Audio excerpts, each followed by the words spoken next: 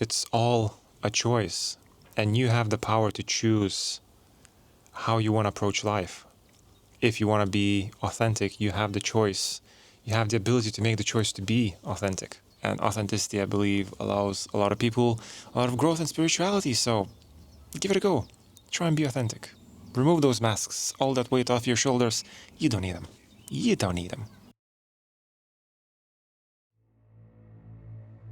Hello and welcome to Productively Mindful. My name is ailandas.sulcas and I talk about everything mindfulness and spirituality. Today I want to talk about something that is quite relevant to how I feel right now and how I'm acting in terms of posting my videos on social media, especially the long form content. It's very relevant to how I'm feeling about the long form content basically. And it is extremely relevant to the whole practice of spirituality and mindfulness. So the topic of today's video is authenticity. So I want to approach it first of all by explaining what I mean by authenticity, both spiritually and scientifically. Let's think about the law of attraction. I'm sure a lot of you know about the law of attraction, especially if you are into spirituality and mindfulness. It's essentially about attracting what you're trying to manifest, something along those lines, right? Now, one thing that's very heavily associated with the law of attraction is that it is a mumbo jumbo. How can you attract something that you really want or desire or need, whatever? How can you simply attract it? You're not a magnet? Well, law of attraction is the spiritual expression of it, right? And it works, because otherwise people wouldn't be talking about it just for no reason to use it as empty words. There is an actual scientific phenomenon to explain the law of attraction, and it is called constructive interference. I'm getting attacked by a dandelion.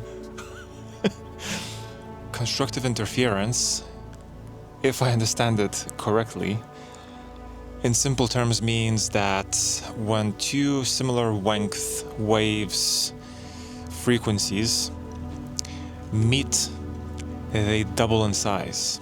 So it's almost like 1 + 1 = 2, literally double in size, right? If you can tune your frequency, your body's frequency, to the frequency that you want to achieve, then you will grow exponentially. That is kind of what happened to me fully and truly once. And it was on my meditation video that completely took off, which I'll link in the top right hand corner. I probably pointed at the wrong corner. I always do that. God damn it. I'll link it in the top right hand corner and underneath. I basically took off. And it took off because I actually watched that video yesterday just to remind myself, but it's pretty clear that in that video I was completely, truly and fully authentic to who I am. And authenticity attracted so much of a similar frequency that people resonated so much with that video. They shared it, commented, liked, loads of subscribers came in. It just did so well because I was authentic. I reached a very strong frequency of authenticity, and it is incredibly powerful. But anyways, I'll get back to that. Now remember the constructive interference, right? Two same length wavelengths frequencies meet each other. If they connect, they double in size. Essentially it becomes one frequency but double the size. Now I want to refer to a test that has been done. I don't remember when it was done, but I remember it was done on 25,000 people. It's called the Spain Scale of Emotions, I believe. Spain as in SPANE. Basically 25,000 people went into this room using whatever the technology was there, the tools, the theories. Scientists were able to measure the frequencies that the body produces, right? But they were able to do it extremely accurately. So accurately that they were actually able to tell the difference in frequencies between different emotions like sadness, joy, anger, despair, whatever it may be. Loads of emotions, right? They were able to pinpoint the frequency of those feelings, emotions, experiences very accurately. And they were able to detect what was the strongest, the highest frequency that a human body produced. And for those of you that don't know about that test or scientific test that has been done, and for those that practice spirituality and mindfulness, you would think that the highest, strongest frequency that our body can produce is love. It is not. The highest, strongest frequency that somebody can produce is the frequency of authenticity. Being truly, fully authentic to who you are deep within. In fact, the frequency of authenticity was 4,000 times higher and stronger than the one of love. Mind-blowing. So how does authenticity happen? What needs to be the underlying condition for authenticity to happen? Well, your words need to be truthful, and you need to believe what you say. Oh God, I keep getting attacked by dandelions and flies. And this is where I want to get back to my video about meditation. So that video did so well because what I was saying was the truth that I strongly and truly believed within me. I absolutely believed what I was saying because I had such a strong experience and such a vast amount of, I was going to say knowledge, but I think meditation for me is beyond knowledge. It's more now of an understanding thing, but there's a difference between knowledge and understanding. I understand meditation. I believed what I was saying, and I knew it was true what I was saying. It was 100% true to what the experience is to me of meditation. So that allowed me to be fully authentic. I had a massive amount of information that was just surging from my head as I was talking, and I was just fully in there, fully me, fully expressing myself about the experience of meditation and how powerful it is and how it can change your life. And it was great to have this experience of sudden growth and expansion and acceptance from all these people. But what happened was I firstly struggled with the issue of acceptance. I could not accept what was happening. I could not accept the change that was taking place. And then I also got the sense of imposter syndrome because I've been posting loads and loads for the last year and a half maybe, trying to gain my audience, trying to grow my guidance business as a spiritual mindful guide, and I wasn't really getting anywhere, right? So as soon as I posted that video and it took off, I had loads of people reach out and loads of amazing comments, so much so that some of the nights some of the mornings that I was waking up, I was reading the comments and I was crying from tears of joy because people were being so moved by the video, and it was absolutely mind-blowing to be able to experience something like that. But then the imposter syndrome obviously kicked in, and it was like, you don't deserve it. There's no freaking chance you'll be able to replicate that again. It was a one-off fluke. All these beliefs started falling into my head, and it limited me for pretty much every single video that I did after. Every single long-form content that I did after, my goal was to be authentic. And because I was trying to be authentic, I failed to be authentic. Which is why this video is so important about authenticity. So I want to talk about why people lose authenticity first of all, and then what you can do to gain authenticity. Even saying gaining authenticity is a bit weird because you don't gain anything, you just shed everything that you don't need. But anyway, let's talk about why people lose or never build authenticity. Well, first of all, from the moment that we were born, we were taught and showed and explained everything, the way it works, the way the world works, the way the societal norms are structured, everything that allows us to live in our subjective realities has been taught to us. So the authenticity gets covered by all of those beliefs and thoughts and norms and all that kind of stuff. So your authenticity is way below that building, that the pile of whatever that you've constructed over the length of your lifetime so far. So this is the very first issue that we experience in terms of maintaining authenticity from the moment we are born. And obviously, until we realize that authenticity is buried deep, we cannot do anything about it. So that's probably the main issue why we lose authenticity. Then if you are somebody like me, for example, that had success from being authentic and then suddenly is struggling to be authentic, is because, like I mentioned, authenticity requires acceptance of everything that is unfolding. The reason why you need acceptance is because everything that's unfolding is reality.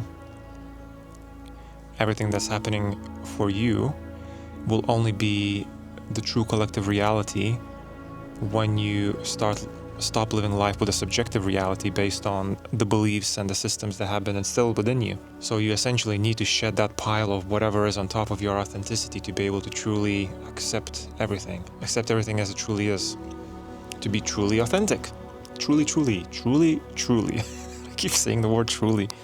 Obviously, the non-acceptance comes from the imposter syndrome. You experience something that has been completely way beyond your expectations, and then you're like, no freaking chance I'm gonna do the same thing again. It's impossible. It was a one-off fluke. I am not worthy of this success.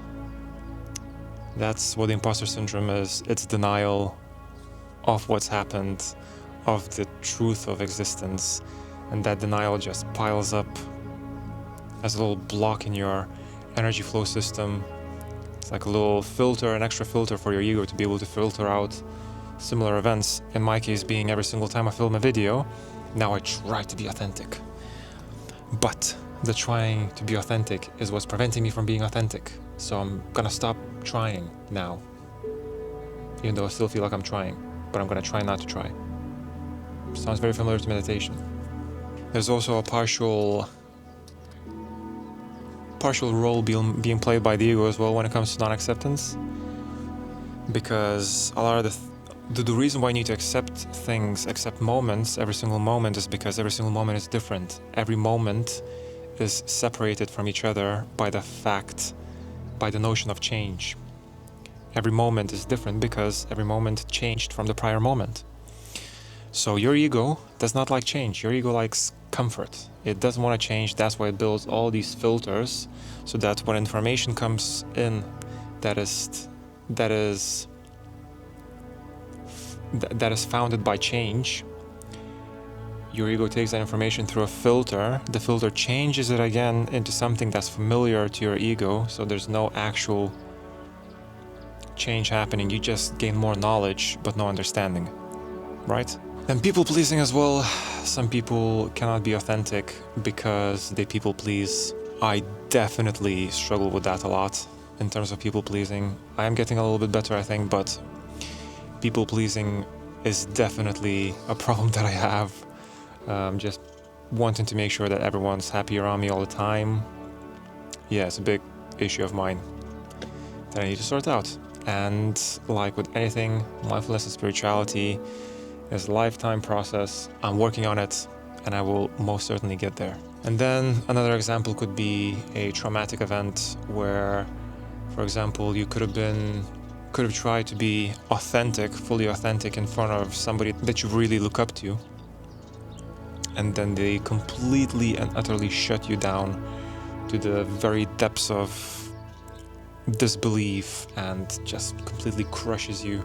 So it causes a traumatic event, such a big denial of your completely open true self will utterly shatter your self-belief. It's going to cause you a traumatic event, and you'll have low self-esteem, low self-belief, and you will always keep your authenticity buried because it caused you pain, immense pain potentially. These are some examples, right? There could be other different examples, but these are the examples that I thought of And one thing that potentially a few people will disagree with when it comes to authenticity, all of these things that I mentioned, it all applies to all of them, is all of it is your choice.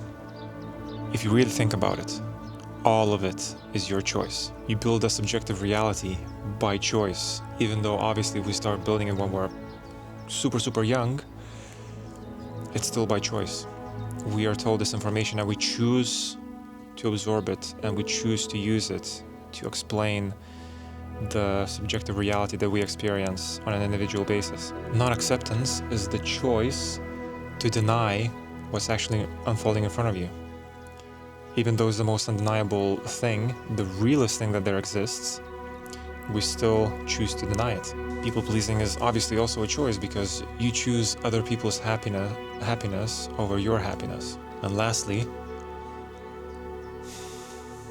I know this is the part that people won't like, but a traumatic event, the actual event is not your choice.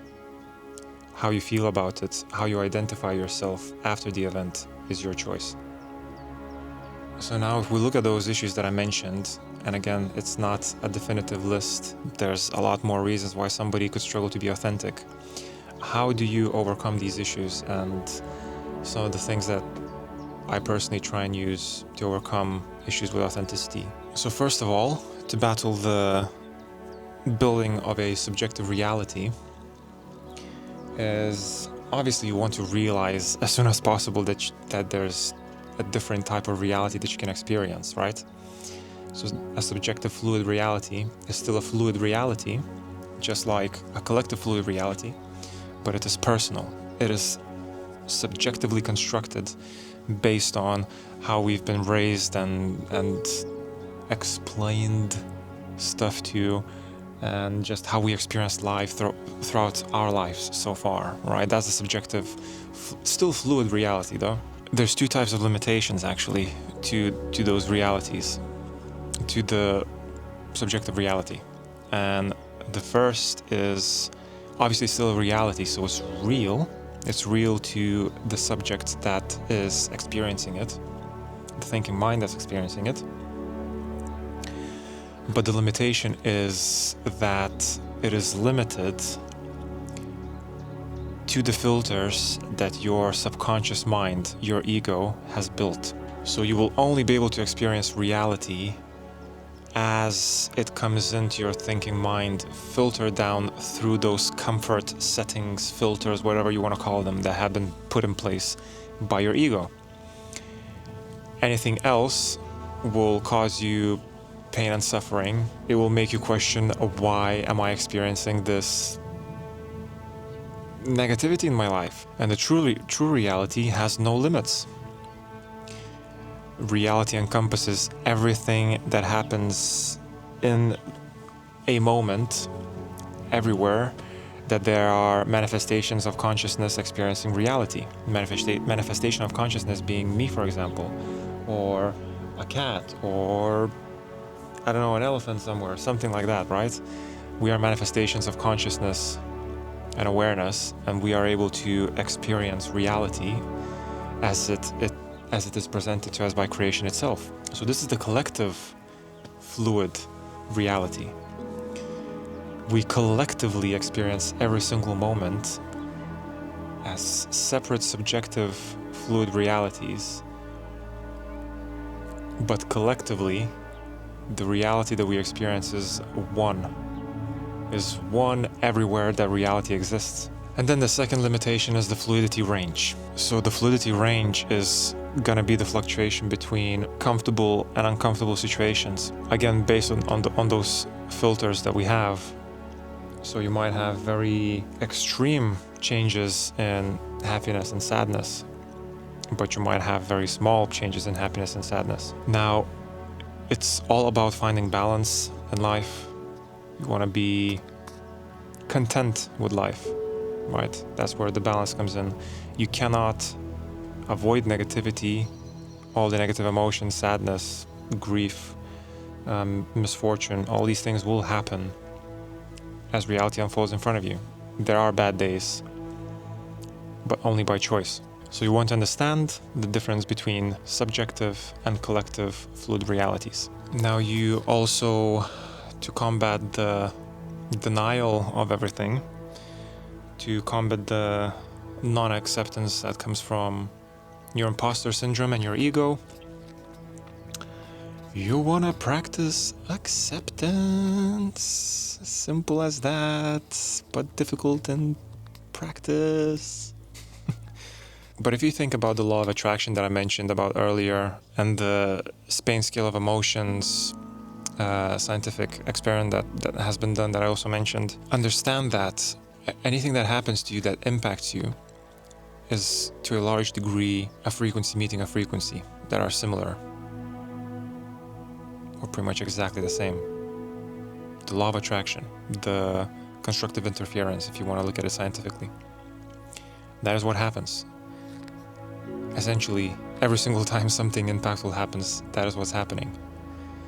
So the more you deny it, the more imposter syndrome you'll have, the more your ego will build all kinds of filters. And the denial is just going to grow and grow and grow, and you will deny more and more and more. In terms of people pleasing, I made a video that talks about the difference between compassion and not caring, which I'll link again in the top right hand corner underneath this video for you to check out. But that is what you want to use when it comes to people pleasing. So oftentimes, especially people pleasers like myself, for example, when it comes to not pleasing people, not doing what somebody asks you, we feel like we don't care, right? It's very easy for us to feel like we appear as somebody that just doesn't really care. I'm sure if any other people pleasers are watching, you can definitely relate to what I'm saying, right? But there's a difference between not caring and compassion. Not caring is essentially denying the fact that that person, whoever they may be, is asking you for you to do something, for you to help them out in some sort of a way or whatever. It's denying the actual event that's unfolding in front of you. It's not going to help with anything, because not caring is just going to make you feel worse about the situation, and you will not be truly authentic to you if you don't care, because, like I said, not caring is denying of what is happening in front of you. Compassion, however, only happens through acceptance of what's happening in front of you. For example, accepting the fact that this person has requested you to do this or that, and accepting the fact that you will only help them when they genuinely need the help and not when they're abusing the ability of them to request you to do something, whatever it may be in that certain scenario. That's the difference between compassion and not caring. Also, understand the fact that if you're not truly authentic by people pleasing and trying to fit somebody else's requirements, you're pleasing somebody else's subjective reality as opposed to being authentic and increasing the strength and the size of the frequency of authenticity collectively in a collective reality. And lastly, when it comes to trauma, one thing that I would say that is really, really powerful is understanding, not knowing, but understanding that trauma is the foundation of your subjective reality, and it is the leash that your ego uses to keep you where it wants to keep you. Trauma is called trauma for a reason because it has such a profound impact on a person's life that it literally builds identities for people. It builds these incredibly complex egoic structures within your energy system that just block any opportunity to change and grow spiritually and mindfully. And you get comfortable and stuck in the same kind of living patterns. There's no creativity in life because there's no authenticity. No authenticity means you don't accept change. And creativity only happens through change, because change is literally the definition of being creative. It's change that is required to be able to be creative. Otherwise, the imagination is not engaged to be able to do something new. That's creativity, to do something new, right? And like I said, it's a choice. It's all a choice. And you have the power to choose how you want to approach life. If you want to be authentic, you have the choice.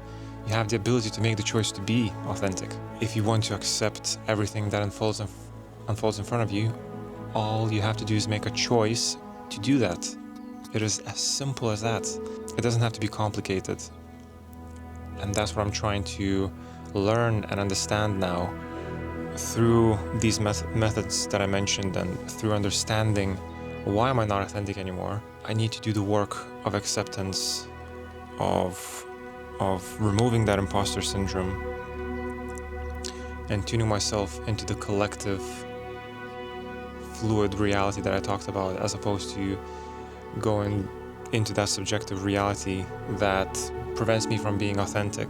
Non-acceptance of what happened and just trying to be that authentic self again. Just the act of trying is the act that's preventing me from actually being authentic. So hopefully this comes across nicely on the video, and hopefully this video makes sense, because I think authenticity is so important. It is to me anyway, and authenticity, I believe, allows a lot of people a lot of growth in spirituality, so give it a go. Try and be authentic. Remove those masks, all that weight off your shoulders. You don't need them. You don't need them. I hope you enjoyed the video. I am a mindfulness and spirituality guide that helps people achieve their seeking journeys in these practices of mindfulness and spirituality. And if that's something that you want to delve into deeper, you're a beginner, or even if you're advanced, if you want to just bounce off some ideas off of me, I do offer a free 1-hour call that you can find underneath this video in the link tree. If you click on the link tree, the booking link is going to be there. If you did enjoy the video, click like, share, comment, subscribe. If you want to have a discussion with me, drop a comment underneath. I'm always happy to discuss the topics that I talk about. This has been ailandas.sulcas from Productively Mindful. I love you all, and I'll speak to you very soon. Goodbye.